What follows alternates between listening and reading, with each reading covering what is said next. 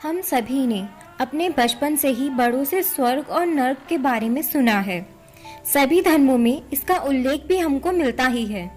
पर जब हम इन किताबों को गहराई से पढ़ते हैं तो उसमें से एक और लोक का उल्लेख मिलता है जो कि स्वर्ग और नर्क दोनों से बहुत ज़्यादा अलग है और सबसे भयानक भी है, और वो है आत्माओं की दुनिया। माना जाता है कि किसी के भी मौत के बाद इंसान की आत्मा या तो स्वर्ग जाती है या फिर नर्क। कभी कभी ऐसा होता है कि वो आत्मा दोनों जगह ना जाकर बीच में ही अटक जाती है और वो कहलाती है आत्माओं की दुनिया। पर ऐसा क्यों होता है? क्या आप जानते हैं इसके पीछे का रहस्य क्या है? जब भी किसी इंसान की मौत समय से पहले हो जाती है, जैसे कि सुसाइड या फिर किसी दुर्घटना में, तो उसकी आत्मा को शांति नहीं मिल पाती और उसी की वजह से आत्मा भूत योनि में चली जाती है। आत्माओं की ये दुनिया बिल्कुल हमारी दुनिया जैसी ही होती है, बस वो उल्टी होती है, बिल्कुल वैसे ही जैसे कि कांच में दिखाई पड़ती है। जब भी हम कांच में देखते हैं तो उसमें सब कुछ उल्टा दिखाई देता है। बिल्कुल ऐसी ही होती है आत्माओं की दुनिया। जो भी आत्मा इस दुनिया में पहुंच जाती है वो सभी भूत योनि की आत्माएं कहलाती है और वो तब तक इस दुनिया में भटकती रहती है जब तक उसकी कोई अधूरी इच्छा पूरी ना हो जाए। ऐसी सभी आत्माओं को अपने जन्म से लेकर मरने तक की सारी बातें याद रहती है और इसी वजह से वो अपने रिश्तेदारों और दोस्तों से संपर्क करने की कोशिश करती रहती है ताकि उसकी जो भी अधूरी इच्छा है वो लोग उसको पूरी कर सके और उस आत्मा को मुक्ति दिला सके। अक्सर हम ऐसी कहानियां सुनते हैं जिसमें कुछ बुरी आत्माएं किसी के शरीर पर कब्जा कर लेती है और सबको बहुत परेशान भी करती है। ऐसा इसलिए होता है क्योंकि वो सभी अतृप्त आत्माएं होती है जो कि मुक्ति पाना चाहती है, पर क्योंकि वो आत्माओं की दुनिया में अटक जाती है तो वहाँ से मुक्ति मिल पाना बहुत मुश्किल हो जाता है और शरीर ही बस एक ऐसा जरिया होता है जो उन्हें मुक्ति दिला सकता है और इसी वजह से वो कमजोर लोगों के शरीर पर कब्जा कर लेती है। बड़ी ही विचित्र दुनिया है ये। यहाँ क्या मौजूद है और क्या नहीं, अभी तो हम उसका 10% भी नहीं जानते। हमारे पुराणों और वेदों में ऐसी अनेकों कहानियों का जिक्र है जिसके बारे में हम सोच भी नहीं सकते।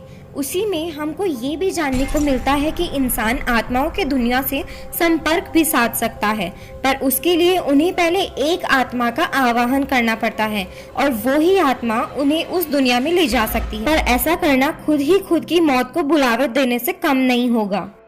तो आइए अब हम आपको आत्माओं से जुड़ी एक सत्य कहानी भी सुनाते हैं। ये सत्य घटना जिला मुजफ्फरनगर के गांव रसूलपुर जटाना में घटित हुई थी। चौधरी गिरधारी सिंह के घर पे एक पुत्र का जन्म हुआ जिसका नाम उन्होंने जसवीर रखा। जब यह लड़का 3 वर्ष और 4 माह का हुआ तो उसे अचानक किसी बीमारी ने जकड़ लिया। उसे चेचक निकल आई थी। बहुत इलाज कराया गया परंतु कोई भी लाभ नहीं हुआ। अंत में इस बीमारी के कारण वह मर गया। उस लड़के की मृत्यु रात्रि में हुई थी, इसीलिए सबने निश्चय किया कि इसको दूसरे दिन सुबह जलाया जाएगा और इसका क्रियाक्रम अगले दिन किया जाएगा। अतः जसवीर के मृत शरीर को ढककर रख दिया गया। दूसरी तरफ जिला मुजफ्फरनगर के ही दूसरे गांव बहेड़ी के निकट चौधरी शंकर लाल त्यागी रहते थे। उनका एक पुत्र था जिसका नाम था शोभाराम त्यागी। वो पुत्र उसी दिन एक बारात में अपना रथ हाँक कर ले जा रहा था। रास्ते में अचानक एक दुर्घटना हो गई और वो रथ के नीचे गिर पड़ा और पहिया उसकी गर्दन के ऊपर से होकर गुजर गया। अधिक चोट लगने के कारण उसके नाक और मुंह से रक्त बहने लगा और वो बेहोश हो गया। उसकी यह दशा देखकर सभी घबरा गए। बेहोशी की हालत में उसे रथ में डालकर अस्पताल में ले जाया गया। उसी दिन शोभाराम की मृत्यु हो गई। सबने मिलकर वहीं उसका दाह संस्कार कर दिया। शोभाराम की मृत्यु ठीक उसी दिन हुई थी जिस दिन जसवीर चेचक के कारण रात्रि में मरा था। इधर प्रातःकाल लोग जसवीर के शरीर को उठाकर जंगल में दबाने के लिए ले जाने लगे। तभी सबको ये देखकर बड़ा आश्चर्य हुआ कि जसवीर के मृत शरीर में अचानक जीवन का संचार हो रहा था। फिर वह धीरे धीरे बिल्कुल स्वस्थ हो गया। उस समय तो सबने ये समझा कि जसवीर जिंदा हो गया है, परंतु यह बिल्कुल सच नहीं था। बाद में सबको यह देखकर बहुत आश्चर्य हुआ कि जसवीर का मृत शरीर तो वास्तव में जिंदा हो गया था, लेकिन उसमें वो जो आत्मा थी वो उसकी नहीं थी बल्कि किसी और की थी। जसवीर के उस मृत्यु शरीर में बहेड़ी के शोभाराम त्यागी की आत्मा प्रवेश कर गई थी। जसवीर के मृत्यु शरीर में शोभाराम त्यागी की आत्मा आ जाने के बाद उसे अपने पिछले जन्म की सभी बातें याद थी। एक दिन जसवीर की माँ उसे अपने साथ अपने मायके ले जा रही थी। रास्ते में वह स्थान पड़ा जहाँ शोभाराम के रथ से गिर जाने की वजह से मृत्यु हुई थी। वहाँ से दो रास्ते थे, एक रास्ता बहेड़ी की ओर जाता था और दूसरा रास्ता परई की ओर। जसवीर ने माँ से कहा, जब मैं शोभाराम था तो यहीं पर रथ से गिरा था, हमारे घर का रास्ता उधर से जाता है। लेकिन माँ ने बच्चे को झूठा समझकर उसका हाथ पकड़ा और अपने साथ मैके ले गई। मार्च 1958 में जगन्नाथ प्रसाद, जो कि बहेड़ी निवासी थे, एक दिन किसी काम के चलते रसूलपुरा जटाना गए। जसवीर बच्चों के साथ खेल रहा था जब उसने जगन्नाथ प्रसाद को देखा और तुरंत पहचान लिया। उसने जगन्नाथ को जोर से आवाज देकर पुकारा। जगन्नाथ ने चौंक कर इधर उधर देखा कि मुझे कौन बुला रहा है, परंतु उसे कोई भी अपना परिचित नहीं दिखाई दिया, इसीलिए वे वहां से आगे चल दिया। जसवीर ने उसे पुनः पुकारा, अरे जगन्नाथ सुन, तू मुझे भूल गया क्या? जगन्नाथ ये सुनकर उसके पास पहुंचा तो जसवीर ने राम राम की और कहा, जगन्नाथ तू मुझे बहेड़ी गांव ले चल।